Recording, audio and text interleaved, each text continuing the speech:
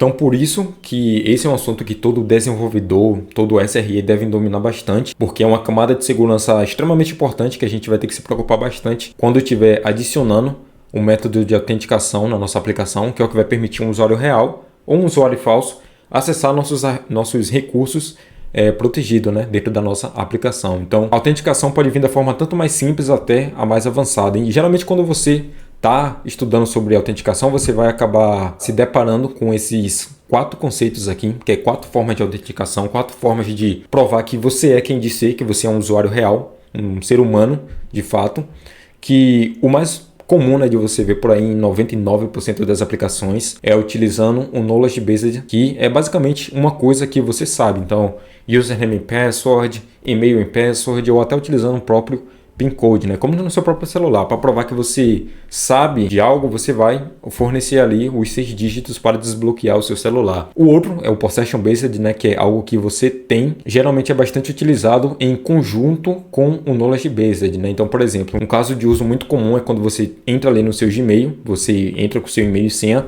porém quando você vai entrar por outro dispositivo, né?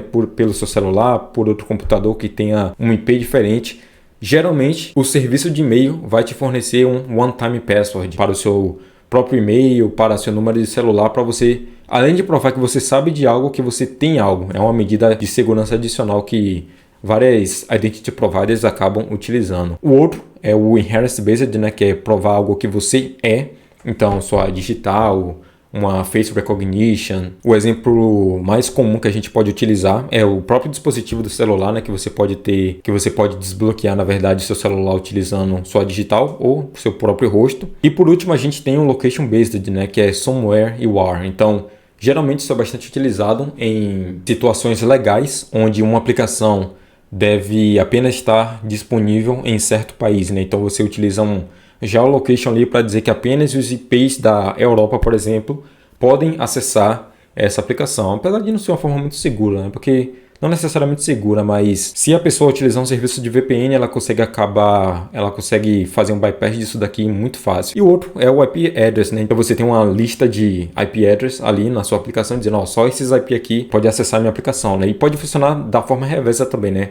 Você pode fazer um whitelist dizendo que apenas aqueles IPs podem acessar a aplicação, ou também você pode fazer um blacklist, que esses IPs aqui não podem acessar a aplicação. A forma que eu mais gosto e que mais recomendo também de utilizar a autenticação na aplicação é utilizando o SSO, né? Ou Single Sign-On. Que é o que é o Single Sign-On? É basicamente você autenticar apenas uma vez e conseguir acessar várias aplicações. Isso aqui funciona utilizando um IDP, né?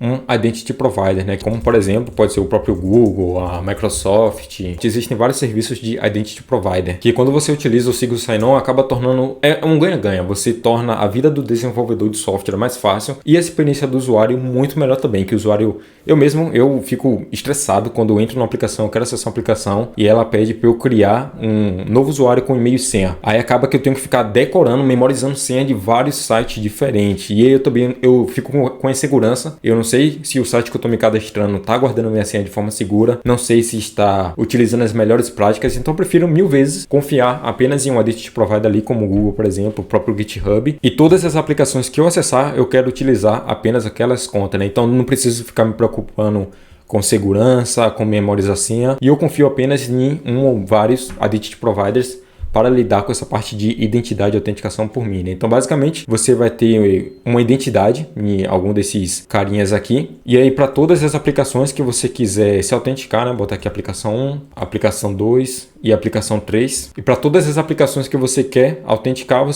elas vão apenas depender desse mesmo Identity Provider. Então, você com apenas uma conta vai conseguir se autenticar em vários desses softwares. Mas para esse exemplo aqui, eu quero fazer uma série de vídeos, falar tudo sobre autenticação, ou pelo menos a parte mais importante. Então eu quero cobrir desde o início utilizando apenas ali um username e password para fazer a autenticação utilizando um simples JSON Web Token. Então o que é o JWT, né? O que é o JSON Web Token? Nada mais nada menos, o JWT é uma forma compacta de transferir informações entre duas partes utilizando um JSON Object, obviamente. E ele aqui vai ser utilizado tanto para autenticação quanto para autorização. Nessa parte de autorização é um pouco controversa, tem gente que não gosta de utilizar roles, né, dentro do token, porque o JWT ele tem uma característica que é ele tem validade, né? Ele tem expiração. Então, por exemplo, vamos dizer que você dá um token para o usuário com uma validade de um dia. Então, um dia, aquele token do usuário, ele vai ter acesso para fazer o que ele quiser praticamente dentro da aplicação. Então, vamos imaginar o seguinte cenário, né? Você tem um admin de uma aplicação e você tem um usuário 2 aqui que eu vou chamar ele de John. Então, o John, nesse momento, ele é um admin, né? Ele tem a role de admin. E sua aplicação, ela está validando a parte de autorização utilizando o token do usuário. Então, no momento que John, ele faz a autenticação na sua aplicação, ele vai ter todo o acesso de admin, né? Utilizando esse token que contém a permissão de admin na sua aplicação. Então, durante o período em que aquele token for válido, o John vai ser admin. E vamos dizer que uma hora depois que o John fez o login, o admin aqui, ele foi lá no banco de dados e falou, ó, o John agora ele não é mais admin. Então, na próxima vez que o John autenticar, o token dele já não vai ter mais a role de admin. Porém, como o primeiro token dele ainda é válido, né, tem essa validade de 24 horas, durante aquelas 24 horas inteiras, ele vai ter acesso de admin para fazer o que ele quiser, mesmo que você tenha atualizado o banco de dados ali para dizer que ele não é mais admin, de acordo com o banco de dados, né? Então, essa parte de JWT, né, para autorização tem seus prós e contras e acaba que depende muito do design da aplicação, né? O quão instantâneo você quer que as roles, né, as permissões ali do seu usuário sejam aplicadas. Tem gente que não se importa muito com essa parte, acaba utilizando um token mesmo, que vai ser tanto mais eficiente, né, para sua aplicação, quanto mais simples também de manter. Mas quando a parte de autorização é muito rígida, né, você quer que quando o admin fazer alguma coisa na UI ali no banco de dados seja refletido na mesma hora, geralmente nesse caso não é recomendado utilizar autorização para essa parte. Na verdade, não é ideal utilizar o token para essa parte de autorização. Então, geralmente, o workflow mais comum, né, para você fazer um simples sistema de autenticação, deixa eu até botar aqui em cima, utilizando username em password, o usuário vai logar lá na aplicação, né, vai, na verdade, entrar na aplicação e fazer uma requisição POST para um endpoint de login, por exemplo, auth login, e vai especificar username em password nele. A partir desse ponto, nesse endpoint de login aqui do servidor, ele vai ter que fazer algumas verificações. A primeira coisa vai ser checar se o usuário é um usuário válido mesmo, se aquele username existe no nosso banco de dados. A segunda coisa vai ser comparar as senhas hasheadas e se a senha for válida, vai gerar um JWT Access Token e um Refresh Token. Então, duas coisas que eu quero fazer o highlight aqui. Na primeira coisa é hasheada. Eu já vi bastante gente confundindo sobre fazer encriptografia da senha ou hasheamento da senha para salvar no back-end, né? Para salvar num banco de dados, na verdade. Então tem uma incrível diferença entre hash e criptografia, são duas coisas totalmente diferentes. As duas servem para proteger os dados, mas tem característica diferente. Então a maior diferença entre eles dois, né, deixa eu até pegar aqui para anotar. A maior diferença desses dois é que o hash ele vai transformar os dados de forma irreversível. Então uma vez que você fez o hasheamento de um valor, você nunca pode descobrir qual foi o valor original dele, né, utilizando aquela chave secreta. Já a criptografia, ela é usada apenas para transmitir os dados de forma segura, mas ela permite a reversão daquele valor com a chave, né? Então, por exemplo, o hash. Por que a gente sempre vai utilizar o hash quando estiver armazenando senhas no banco de dados? Vamos dizer que você tem um funcionário que tem acesso ao banco de dados de produção. Mesmo que aquele usuário, né, seja DevOps, seja desenvolvedor, ele tenha acesso ao banco de dados de produção, mesmo que ele tenha a chave secreta aqui para fazer o hasheamento das secrets, né, no banco de dados, a gente não quer que ele saiba a senha de nenhum usuário. Em caso contrário, isso seria um problema de segurança terrível, na verdade. Então, por isso que a gente sempre vai utilizar o hasheamento aqui quando for salvar a senha, né? Já a criptografia, ela vai permitir a gente transferir os dados de forma segura, né, pela internet, mas a gente também quer saber o valor original da chave, né? Então vamos dizer que você está gravando uma senha no AWS Secrets Manager, por exemplo, para utilizar como variável de ambiente na sua aplicação. Então a senha vai ficar guardada de forma encriptografada na AWS. Porém, quando você quiser utilizar aqueles valores na sua aplicação, você vai precisar desencriptografar aqueles valores de alguma forma, né? Então por isso que a criptografia, né, quando você tem a chave que encripta, ela também consegue desencriptografar o valor original, né? Por isso que é mais utilizada para essa parte de variáveis de ambiente e segredos que a aplicação vai precisar. E outra coisa, né, que é muito importante é esse conceito de Access Token e Refresh Token. Deixa eu até botar de verde aqui. Então, quando a gente está falando de autenticação, a gente tem dois tipos de JWT, né? Dois tipos de token, que é o Access Token e o Refresh Token, né? Qual é a principal diferença entre esses dois? O Access Token, ele vai ser utilizado, né, pelo seu servidor para realmente dar acesso ao usuário aos seus recursos protegidos ou às rotas da sua aplicação. Então, a principal diferença dele é que ele vai ser short-lived, ou seja, ele vai ter um tempo de vida menor. Ele vai geralmente ali durar entre 15 minutos, 30 minutos, no máximo, quando você utiliza o refresh token, é claro, ele vai durar ali 1 hora. Por quê? Porque ele é mais vulnerável, ele vai estar transicionando mais ali pela rede, porque a cada endpoint que você chamar na sua aplicação, ele vai estar sendo enviado ali através das headers, né? Ou através dos cookies também. Então acaba que ele se torna mais vulnerável. Já o refresh token, o único propósito desse token é realmente só gerar novos access tokens. Então imagina aqui, você tem um access token que ele dura apenas 15 minutos. Então a cada 15 minutos a gente expira esse token. Se você não tem um conceito de refresh token, significa que o seu usuário vai ter que ficar logando de novo toda hora na sua aplicação. Então dessa forma você não está dando uma boa experiência do usuário, né? Por mais que seja para a proteção dele, o usuário final não vai estar se importando com isso e não vai querer ficar logando na sua aplicação a cada 15 minutos, a cada 30 minutos, interrompendo o workflow dele, né?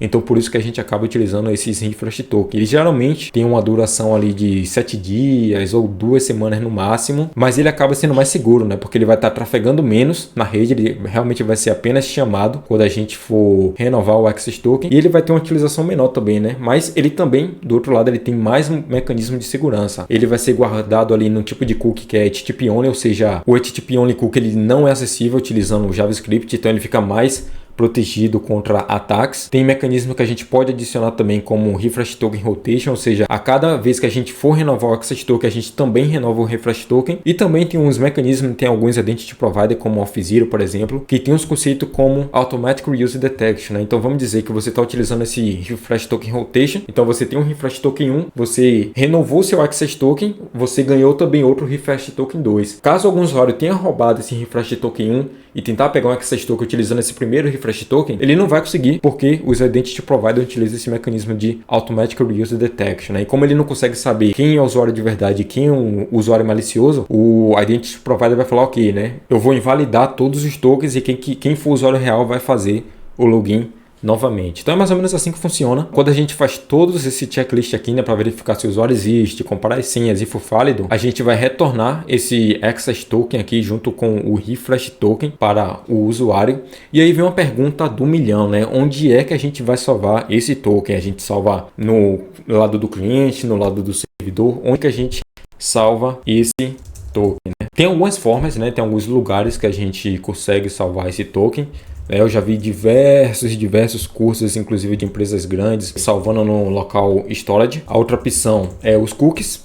E também a gente pode salvar em memory, né? Vou botar só memory aqui para ficar mais fácil, né? Que é como uma própria variável do JavaScript. Então cada um desses mecanismos aqui vai ter seu prós e contras. Mas eu não vou focar, tem outras alternativas também que a gente consegue salvar no browser, como o Session Storage, tem o IndexedDB também, mas para Access Token esses nem entram em questão por termos de segurança e usabilidade. Então essas três aqui é a mais comum de se ver utilizando em softwares de verdade, e eu não vou focar diretamente em cada um desses, porque isso aí merecia seu próprio vídeo, né, sobre os diferentes tipos de storage que a gente consegue utilizar no browser. Mas uma coisa que é importante ressaltar aqui é que quando a gente está falando desse mecanismo de storage no browser, a gente tem que pensar em dois tipos de ataques que a gente pode sofrer, né? Que é o CSRF, ou Cross-Site Request Forgery, e o XSS. Eu não vou conseguir falar sobre esses dois tipos de ataque aqui com muito detalhe, mas só para dar um resumão de 1 minuto, o Cross-Site Request Forgery é quando você tem um cliente aqui que está sempre mandando os cookies para o back-end, e daí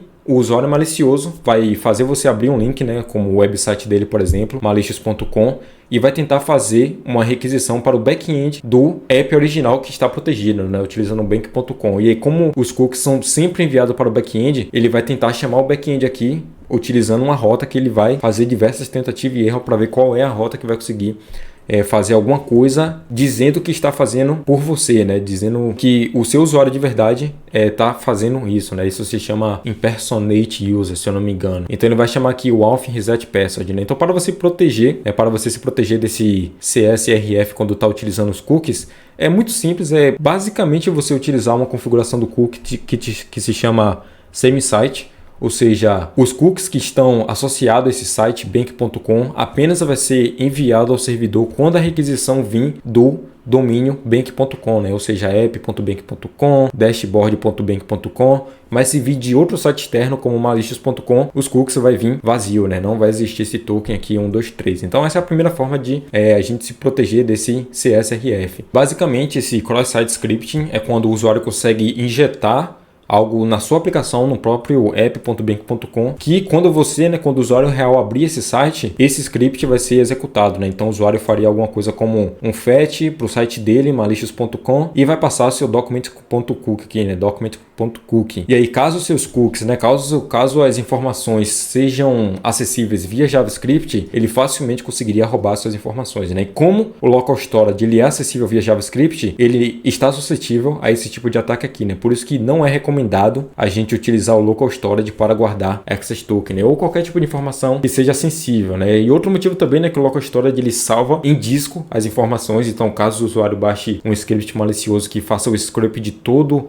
dispositivo do usuário, tem uma chance de ele conseguir roubar as informações de token que estão salvas dentro do local storage. O memory é uma forma segura da gente utilizar também, porém ele é mais complexa. A gente teria que ter uma forma de pegar o cookie sempre que o usuário fizesse um reload da aplicação, ou caso ele abra outro navegador também, né, outra aba do site, vai ter que fazer um mecanismo de pegar o cookie do back-end também, então acaba que se torna mais complexa. Porém, quando a gente utiliza o cookie, né, deixa eu até botar um verdezinho aqui, um azulzinho. Quando a gente utiliza o cookie com essas informações aqui de HTTP only, ou seja, não é acessível pelo JavaScript, same-site, ou seja, apenas o próprio site pode acessar esses cookies, e esses outros mecanismos aqui, né, também do refresh token de rotation e automatic reuse detection, acaba que essa se torna a forma mais segura e recomendável de a gente armazenar o token do usuário, né, tanto para o access token quanto para o refresh token. E depois disso aqui, o workflow se torna muito simples, né? Você já tem o cookie aqui que está guardado no HTTP only, né? Ou seja, acessível pelo servidor. E aí quando você fizer uma requisição para o front-end, o token, né? O cookie já vai estar lá. E aí o servidor vai apenas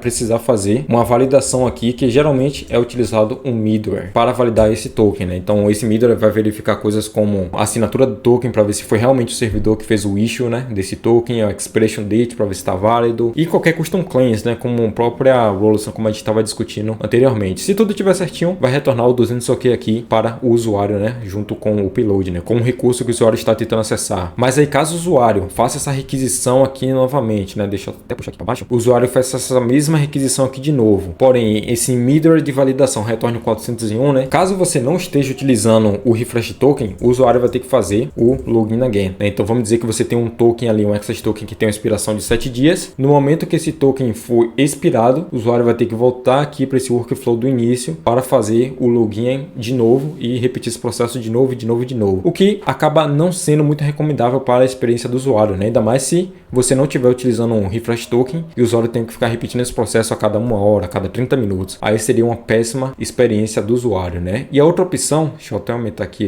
essa linha, a outra opção, que é o que a gente está descrevendo aqui, é utilizando o próprio refresh token, né? Deixa eu até cobrir aqui esse caminho. Com o refresh token vai ser muito mais simples, né? Então, o lado do cliente aqui, né? A aplicação vai receber um 401, vai salvar essa requisição falhada em uma fila, em própria memória mesmo, lá do lado da aplicação, e vai fazer uma requisição para o back-end para fazer o refreshing desse token, né?